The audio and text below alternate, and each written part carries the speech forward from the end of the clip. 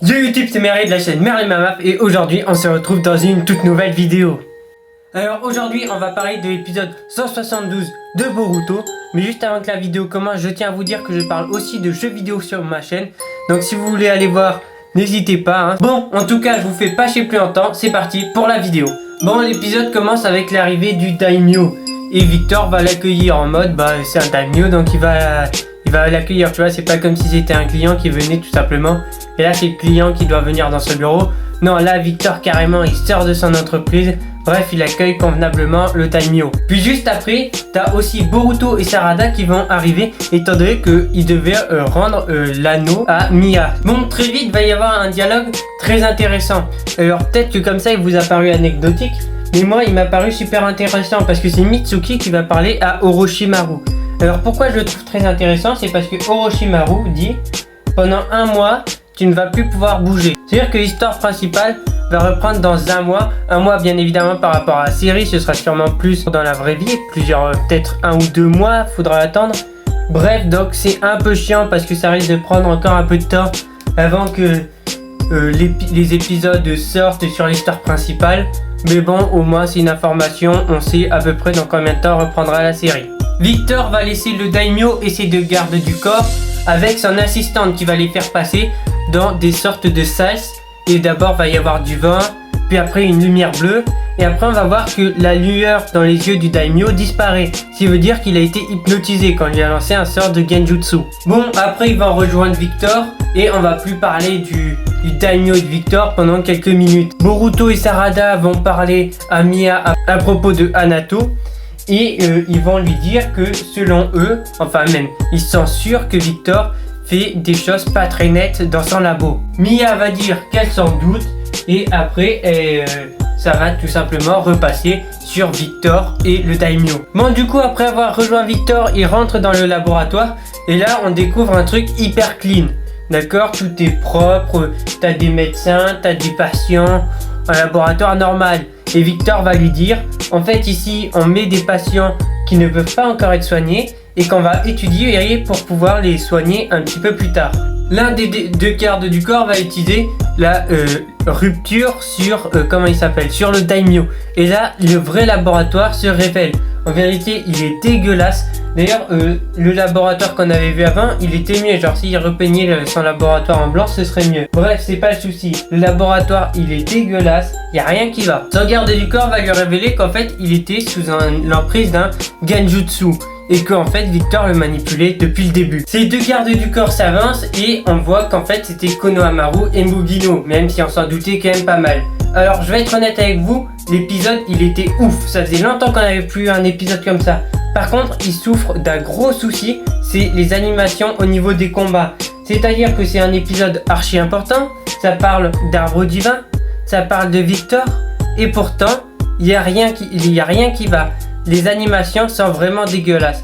Alors l'épisode en lui-même est incroyable, donc c'est juste un peu dommage qu'il y ait eu ce problème d'animation. Bon, du coup après ils vont nous expliquer comment ils ont pris l'apparence des gardes du corps du Daimyo. Et là c'est pareil, il y a un second truc qui m'a dérangé, mis à part les combats, c'est tout simplement que les mecs ont réussi à s'infiltrer dans la garde rapprochée d'un des seigneurs. Alors là où ça me pose problème, c'est que déjà les 2 Jonin en question, c'est pas des Kakashi ni des Naruto, parce que oui, Naruto est Jonin. C'est juste 2 Jonin moyens, pas incroyables. Mais bref, passons. Donc il nous révélera comment il s'est faufilé dans la garde rapprochée du Daimyo. Et puis le combat va commencer. T'as Mugino qui va couper le bras de Victor. Et t'as Konohamaru qui va parler au Daimyo. Et là on va voir le bras de Victor appuyer sur un bouton en fait qui marchait tout seul, le bras. Il appuie sur un bouton et là le bras de Victor se recolle à son bras. Et là pareil. Alors même si je dis que l'épisode est bien, il faut quand même relever les points négatifs. On relève les points positifs, c'est l'histoire. Il y a quand même des points négatifs. Comment ça se fait que Victor ou Mugino, qui ont largement le niveau en shuriken étant donné que c'est des Jonin, de tirer sur le bras pour l'immobiliser totalement? Ça aurait peut-être été un peu plus malin que de le regarder monter sur le truc pour appuyer sur le gros bouton rouge. Bref, du coup le combat il commence, Mugino il fonce sur Victor comme un con. Victor va utiliser une technique futon, Mugino sera à terre pendant 5 minutes. Bon, du coup Konohamaru il est un peu obligé de se défendre tout seul. Et après, Mugino va revenir l'aider parce que bon, c'était pas une grosse technique, il s'était prise dans la gueule. Mais quand même, il s'est bien fait secouer sur le coup. Et du coup, t'as des scientifiques apparemment entraînés au ninja. Ou peut-être qu'ils avaient les cellules d'Hashirama, je pense que c'est ça. Qui sont en train de se battre face à Konohamaru et son pote. Bon, du coup, Victor et son assistante, j'arrive jamais à retenir son nom, je sais même pas si on l'a dit dans la série. Bref, Victor et son assistante s'enfuient et Victor lui dit bon, là il nous faut quand même pas mal de chakras pour pouvoir alimenter l'arbre divin. Alors, déjà pour ceux qui savent pas pourquoi il y a un arbre divin, je vais vous l'expliquer mais ça va spoiler. Et avant, juste une petite précision. Bien évidemment, le scientifique, là, celui qui était là pendant les événements de la mort de Onoki, s'est fait lâcher comme une merde et s'est fait bouffer par l'arbre divin. Parenthèse mise à part, je vais maintenant vous expliquer pourquoi il fabrique un arbre divin. Donc vous avez 5 secondes pour aller au timecode. Si j'ai pas trop la flemme, j'en aurais mis un.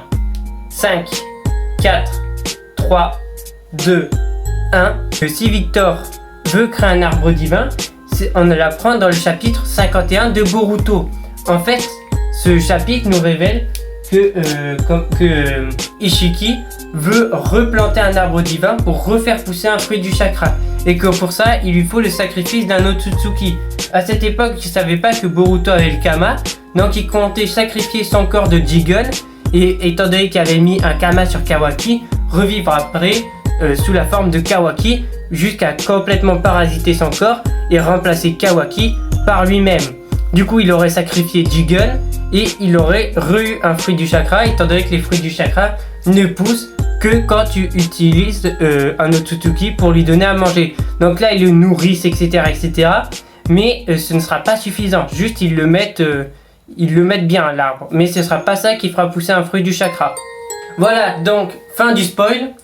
Logiquement, si vous êtes rendu à ce timecode et que vous voulez pas être spoilé parce que vous regardez que l'animé et pas le manga.